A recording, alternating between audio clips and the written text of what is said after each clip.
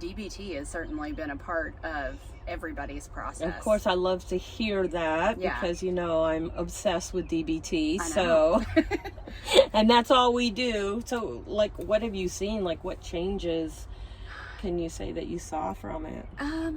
Honestly, just teaching them to trust themselves, number one. Oh my gosh, that's like such a core piece of it, isn't it? Yeah, I think a lot of times, people rely on other things to cope.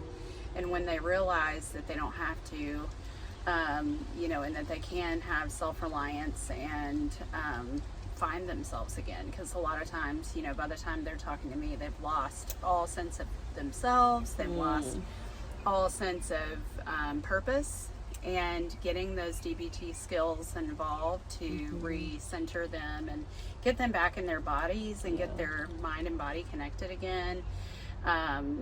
And get back into that wise mind. Yeah, which is, look at you dropping the DBT. I love it. I love it. That's awesome. I love it. Well, I do think, so many people are making decisions and they don't trust themselves and they continue to make bad situations worse. So then they finally say, I can't even make any decisions anymore. Like, I'm just going to numb out. I'm going to shut down. I'm going to use substances. I'm going to use other addictions to help me numb out and not feel.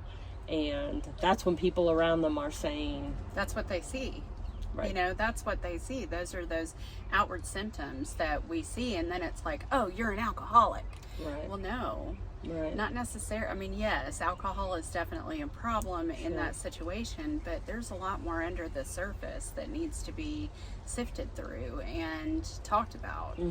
And on the converse, a lot of times there's not substance abuse or eating disorder or, anything that's really you can pinpoint and say, this is what's wrong with my family member, and I'm using air quotes, nothing actually wrong, but right, exactly that. But that's their maladaptive coping mechanism. But on the mental health side of things, sometimes they're dissociating, and sometimes they're really truly checking out and unable to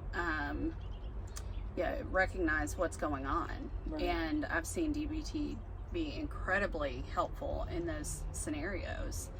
Dissociative stuff isn't always what you read in books. Exactly. And what you see in movies. A lot movies. of misunderstanding about that. Yeah. And I've also seen our programs down in Charleston, which are addiction focused. A lot of the clients have been through AA and, AA and NA, those work for people. Sometimes they don't, I'm not here to debate that, right? Yeah, they're tools. But what I've found is that a lot of people with addiction feel like they know the AA piece so well that they're looking for something different. Yes. And so then they find out that DBT, also Marsha Linehan, has an entire piece of her skills book on addiction. And so we find out, DBT works for people struggling with substance use disorder as well. Sure. And that's like a surprise to the whole NA community, like, there's another set of skills out there in addition to AA or NA. When I've had, especially throughout COVID, there's been a ton of clients that I've worked with who are like, I'm white knuckling it. Yes. I think about drinking every day, but I haven't done it. But something's wrong with me, right? Okay. And that's kind of been the dialogue. And it's like, there's nothing wrong with you. But what we have to do is get you somewhere that can really focus on the root and what's going on under the surface, because there is a lot of times, and I've seen it over and over again, there's a lot of programs out there that are very 12-step focused.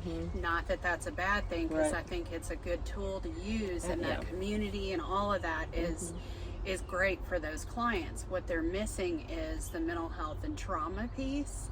Because as everybody knows, the ACEs score and all of that stuff is like the buzzword right now. The trauma is what got it all started.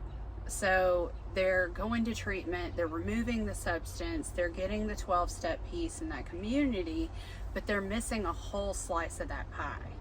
And they're not really, I guess they're not treating holistically, which is where I try to educate with every client or family that I work with. I try to really educate them on the different types of treatment and what treatment can do what, and what you might miss if you go to, you know, X treatment instead of Y treatment. Right. So that's where your specialty comes in, that you know the programs, you get to know your clients, and you really do a nice job putting people and the family and putting the people together with the right treatment. And that's what I love about working with you, because instead of it always being focused on one particular program, you're like, no, let me find the right program for you.